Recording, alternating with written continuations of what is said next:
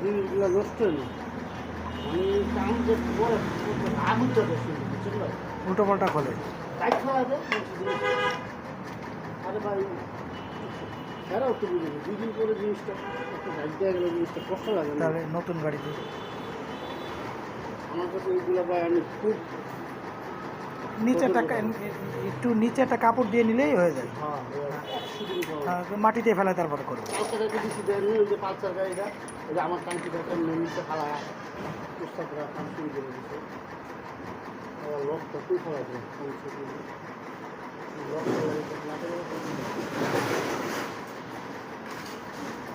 হ্যাঁ